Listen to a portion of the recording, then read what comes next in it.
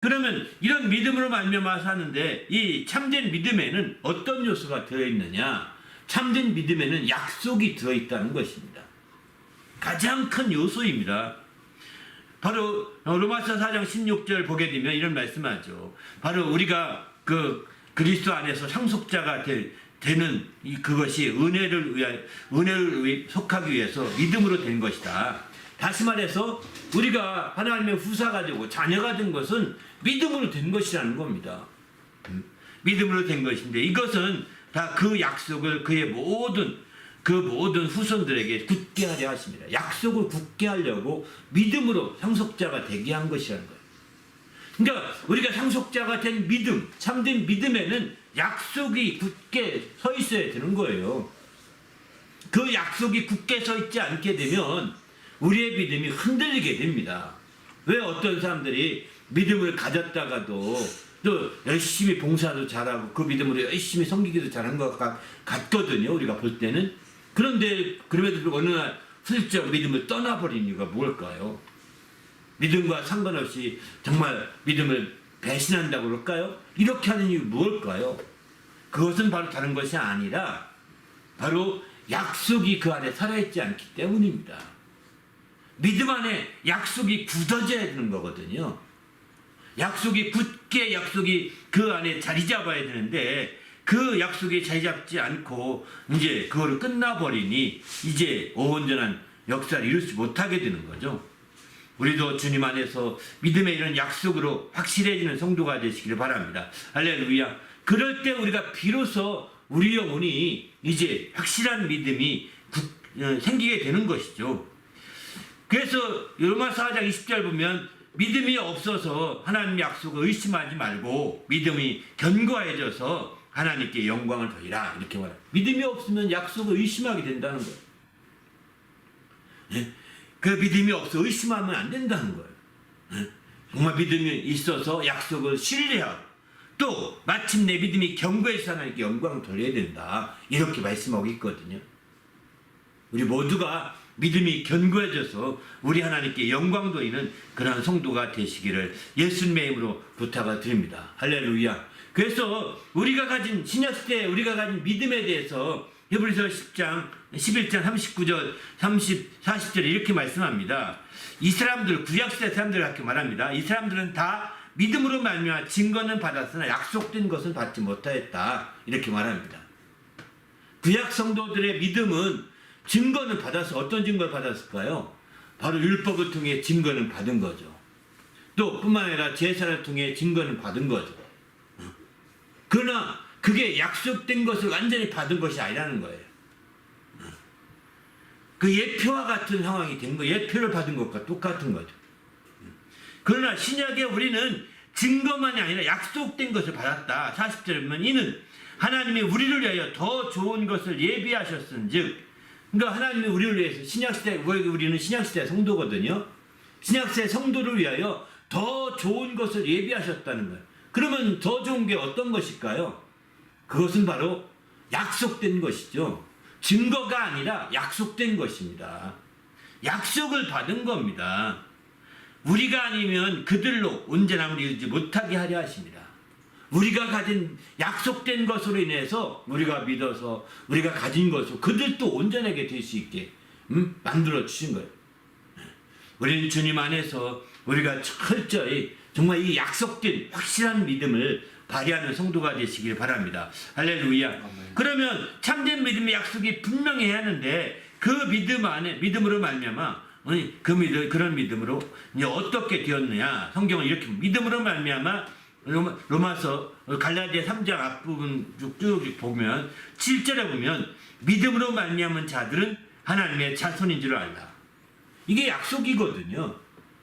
그런 약속이 분명한데 믿음으로 말미암은 자들은 하나님의 자손 아브라함의 자손인 줄 알지어다 이렇게 말합니다. 이게 약속이에요. 그러니까 우리는 알라는 겁니다. 두 번째는 믿음으로 말미암은 자들은 믿음이 있는 아브라함과 함께 복을 받느니라. 3장 9절에 이렇게 말하죠. 오늘 본문 9절에 보면 믿음으로 말미암은 자는 믿음이 있는 아브라함과 함께 복을 받는다. 이렇게 약속이에요. 이게 분명히. 믿음으로 말미암아 주어진 약속들, 대표적인 약속입니다. 또 14절도 보게 되면 우리로 하여금 믿음으로 말미암아 성령의 약속을 받게 하려 합니다.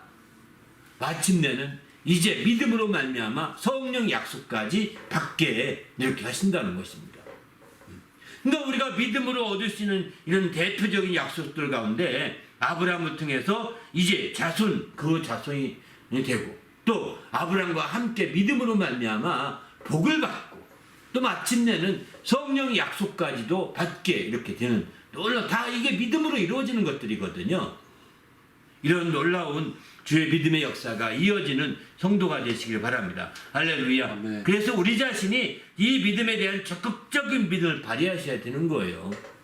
그냥 우리가 우물우물 넘어갈 것이 결코 아니라는 것입니다. 오늘 본문에 보게 되면 제목이 이제 성령의 약속이다 이렇게 말씀을 붙였습니다. 그런데 바로 이 갈라디아에 보면 참된 약속으로 말미암아 이제 궁극적으로 우리가 무엇을 얻게 되느냐, 바로 성령의 약속까지 굳게 받을 수 있는 자가 되는 거죠. 그러니까 아브라함의 자손, 아브라함의 복으로 끝나지 않습니다. 성령의 약속까지 받게 된다라고 이 갈라디아서 오늘 읽은 본문과 그 앞부분에 다 그렇게 나온 말씀들입니다. 그러니만큼 우리가 이제 우리의 절차가 아브라함으로 직접 이렇게 연결된 거예요. 우리는 아브라함에서 시작되어서 이삭과 야곱으로 연결된 그런 반차를 따라서 연결된 복을 받는 게 아닙니다. 아브라함과 이삭과 또 이제 야곱과 그 다음에 모세와 다윗과 연결된 그런 뿌리로 복 받는 게 아니라, 여기 갈라디아 3장은 강조하고 있는 게 그거냐, 아브라함으로부터 직접 그의 믿음으로 그의 자손도 되고, 아브라함으로부터 직접 믿음으로 그의 복도 받고, 아브라함으로부터 믿음으로 말미암아 아브라함부터, 이거 성령의 약속은 아브라함부터는 아니죠. 성령의 약속은 믿음으로 말미암아 이렇게 직접 받게 되는 거죠. 그러니까 우리가 지금 어느 계통이냐는 거예요. 우리는 지금 중동 지방에 오면 아브라함의 협정 뭐 이런 얘기를 합니다. 왜 아브라함 협정이냐면 중동 사람들이 이제 지금 아라비아 주로 있는 사람들은 아브라함의 아들 가운데 이스마엘의 후손들이거든요. 대부분이. 반면에 이삭의 후손들은 이스마엘과 이삭이 대비되니까 이제 뭐 지금 유대인들이 중심이 된 거죠. 그 유대인 중심 가운데서도 야곱의 후손이 있고 에서의 후손이 있습니다. 야곱의 후손과 에서의 후손인데, 에서의 후손에 해당되는 사람들이 에돔 사람들인데, 이 에돔 사람들은 지금 요르단 사람인가요? 이렇게 연결된다고 얘기하더라고요. 그러니까 이게 다 다른 거예요. 그래서 아브라함 품에 다 속한 겁니다. 아브라함 품에. 그러다 보니까 사실은 아브라함 협정에서 다 그쪽 지역 전체를 함께 묶으려고 지난번에 애썼던 정치적 협정이 있었던 것 같습니다. 근데 우리도 사실은 아브라함으로부터 계통을 이어받은 겁니다. 믿음의 계통이죠. 육신적인 혈통의 계통이 아닙니다. 중동 지방 사람들은 아브라함으로부터 육신의 혈통의 계통으로 이어받은 것이지만, 우리는 육신의 혈통이 아니라 바로 믿음의 계통을 통해서 아브라함으로부터 그의 자손이요, 아브라함으로 받은 믿음의 복을 함께 받고 이렇게 되는 거죠. 그리고 마침내는 그런 믿음을, 동일한 믿음으로 마침내 우리는 성령의 약속까지 받게 되는 겁니다. 그렇게 해서 여기서는 얘기하면서 이제 오늘 본문에서는 이런 성령의 약속에 대한 부분을 강조하고 있는 거죠, 사실. 아브라함 앞에 쭉 얘기하고 그런 믿음으로 성령의 약속까지 우리 받게 된 거다, 이걸 강조하고 있는 겁니다. 그래서 오늘 제목도 성령의 약속과 믿음이라고 하는 이런 제목으로 붙인 것도 거기에 있는 거죠.